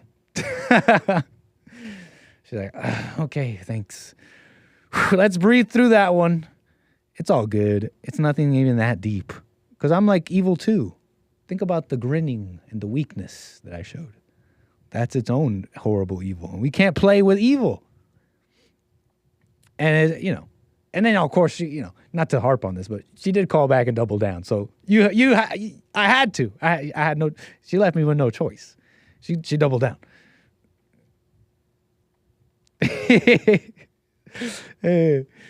Call me 888-775-3773. We're gonna, let's see what else we got here. I got some incredible things here. What shall we do? We got calls. We got this. We got that. I'm gonna finish up with calls. Don't go anywhere. I'm gonna do this one real fast. Kansas shooting, Super Bowl. Did you know that 23 people were shot and 1 died in the Kansas shooting because of a dirty look? Because of a dirty look. I learned of the identity of one of the Kansas City shooting suspects through a post here from Charlie Kirk. Charlie Kirk revealing one of these suspects who is now charged, by the way. I believe I got that news the other day. Live on the show, the family of Kansas City Super Bowl parade shooting suspect Lindell Mays set up a GoFundMe. He shares some pictures and reveals a couple things for me. I learned of this identity. Lindell Mays, or Lindell, now has been charged in connection with the shooting, according to New York Post. I mentioned this story, too, before of the GoFundMe. His family, his mother trying to set up a GoFundMe for him for his tough time, his tragic time. I'm sure it's a tough time, dude. It is for a couple of people. In fact, 23 of them, I think. Lindell Mays. Kansas City mass shooting was just... here it is. Alleged Kansas City Chiefs parade shooter Lindell Mays told cops he was just being stupid. Obviously, we know now the identity and the blacks, and they suppress the story, some believe. I don't think that's unfounded to say. I'm not sure myself, though. And we've talked about it, and we said the things about the story. But it's interesting now to see the reasoning here from the mouth of one of the shooters saying how he just was acting stupid. He got mad, obviously, and that he just, they were just exchanging dirty looks. That was enough. Mind you, these were strangers. They didn't know each other. You don't need me to tell you anger is the actual cause here, not guns. But they talk about these deadly shootings and stuff. How do you... If here's one thing I know. If these gun control people were serious, they were actually meant it. Like, they actually wanted to control guns. Like, they wanted to get guns out of the hands of people who were committing the crimes and all that. They would take guns away from black people. Like, they would make an executive order or something where anyone under a certain age, any black person under a certain age can't have guns. We wouldn't have this. Look, color of crime report. The most recent color of crime report. Blacks in New York were 85 times more likely to commit a felony with a firearm. Not 85%, 85 times. And you gotta see how they love using the word mass shooting for this one. They keep plastering that everywhere. Mass shooting, mass shooting. Trying to make it seem like some person was in the streets there shooting people. No, this was an altercation between two people. It was a dirty look. It was between strangers. And because they were shooting at each other, it turned into this. The details kind of fly in the face of the narrative a little bit. They talk about American gun crime statistics like the marriage statistics. You know, they say the marriage stats are pretty bad, but when you kind of bust it open a little bit, I don't know if that's the right term. You see that different groups have different marriage stats, you know, Christians versus people who get an education and all that. They're talking about gun stats the same way. Mass shootings that white commits, they're extremely rare anyways. And the countries with gun control aren't necessarily safer. You know this, London and all that. There are just countries that are a little bit more homogenous, I've noticed. The biggest mass shooting in American history was 60 people, right? Vegas. Just a year before that, a truck of peace attacked in Nice, France. It killed 86 people. You don't need me to tell you this. It's obvious if you haven't been paying attention, but you don't need me to tell you. It's anger. Pure anger. It's an angry world. The world's an angry place. I got Kevin out of New York. Appreciate it. You're on the air. Hey, what's up, Nick? How's it going? Hey, what's up, Kevin? I'm all as well. Yes. What a show, man. What a show. Piggybacking off of what you just said about anger, you, Jesse, anyone who mentions just how bad anger can be for you and destructive. Mm-hmm. Like, I've come to understand that there's really no emotion, I guess you could call it, that sends you into more unconsciousness than anger. And but to go into what I was calling about, I was thinking about a whole lot of things. Especially with that video that you showed earlier, with those women talking about mental illness and spiritual warfare. Well, it's so interesting to me because I've also come to understand that mental illness is, in fact, 100% demonic. You know what I mean? It made me think of a whole bunch of different things because, first of all, like, the Catholic Church itself has cowardly backed down from that because as at one time they'd send their priests all over the world to perform exorcisms wherever they were needed. You'll meet some that say now, oh, we got to make sure it's not mental illness first, or we're gonna need to make sure that they don't need medication or something like that, so we don't get sued, something like that. Right. It's craziness. But this apocryphal text that I haven't read in a long time, but I thought about it immediately on this topic. This text is called the Testament of Solomon. Okay. And it's a very, very strange story. Some Christians don't like it because it sounds so occultic. But I guess somebody correct me if I go wrong along the way, but it's a story about Solomon and how he was given a ring from God. And this ring gave Solomon authority over demons. Okay? And so, fast forward through the story, there was many times that Solomon used this ring to bring a particular demon under his authority, and he felt the need to interrogate these demons. You'll read a lot through this story that he did exactly that, and these demons that he interrogated each introduced themselves. But then after introducing themselves, they gave Solomon a description of how they tempt mankind. And it was literally for all the vices that you can think of out there that we know of today.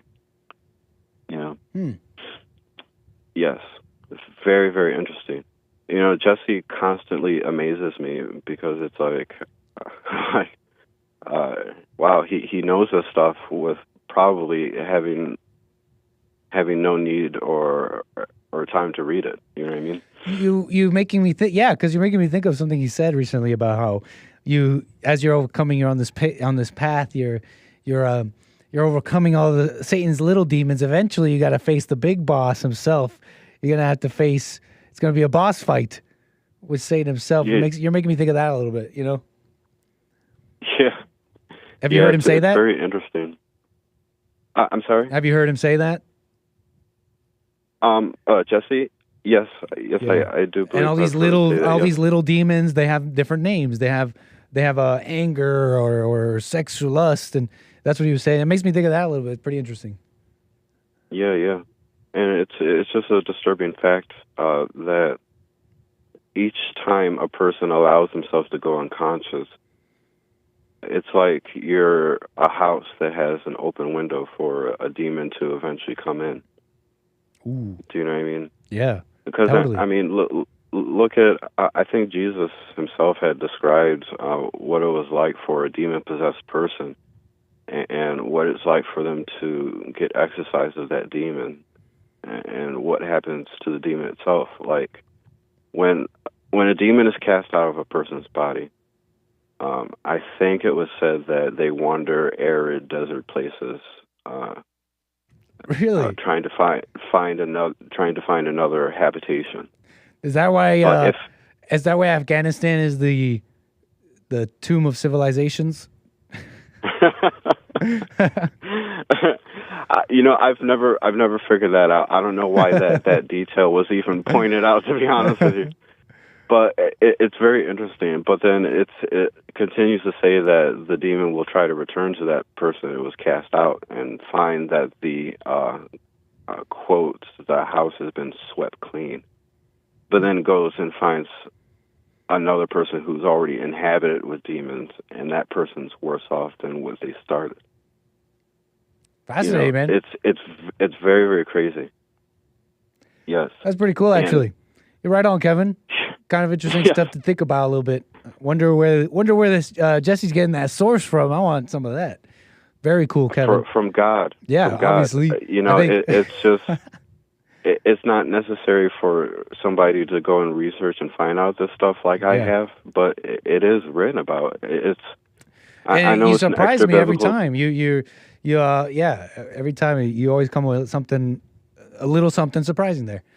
Anything else you want to talk about, Kevin, before we move the wheels here?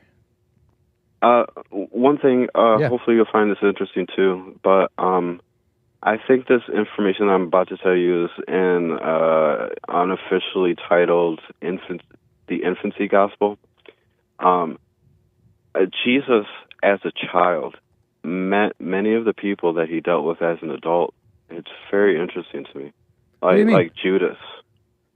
The only one that I remember right now was the story about Judas, the one who betrayed Jesus.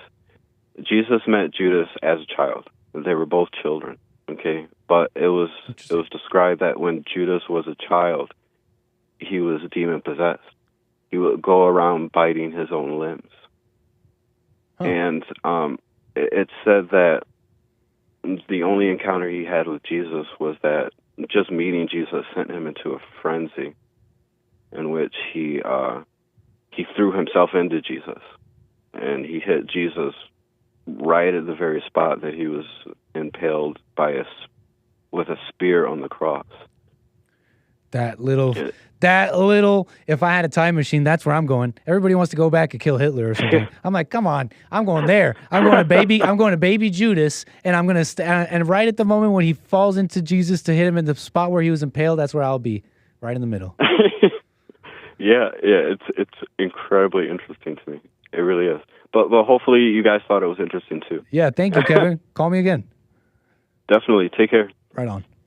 Very cool. We're gonna run through these fast. Thank you, Terry. We got Terry out of Oregon. Appreciate your call. You're on the air. Hi, Nick. Hey, what's up, Terry? Well, I was listening to LatinA today when she called in, and I don't know, I wanted to give insight about sometimes when women get fixated on these things, and even men too. Yes. I've noticed that people see what they want to see, not what's happening. And if people have trauma or, they haven't overcome things that have happened, or just they're in a state where they're obsessing about these things, they can really take things out of context and really push them, where they're seeing things that aren't really happening, and they're projecting that onto there. And I'm not just saying this about LatinA. I think it's really common, and it's something that's caused this Me Too thing to spiral out of control. Thank you for that, I noticed. Yeah, I noticed, and I believe the women, when it first started happening and all these women were coming forward and saying things had happened to them, I believe them. Mm-hmm. But, you can't let that take over and run your life and get in the way of your reason. And I think that this kind of allowed a spirit of victimhood to take over and kind of make a home in a lot of women and other people. So true, Terry. Thank you for that, because what you're saying should be a message twofold for people. One, not to judge, because people, you know what I'm saying? It can happen to anyone. You'd be a liar if you can't at least relate to being fixated in something and seeing something that's not there. And another thing too, though, is just how like you said, it's a spirit taking hold of a lot of people. I had a male caller called me, and he was saying Biden, he's disgusting with the kids, and seeing stuff there too where you don't necessarily know. Right. And I think, this stuff is common, so I don't want to be no, this doesn't happen. Obviously it does. There's bad people out there doing horrible things. Yes.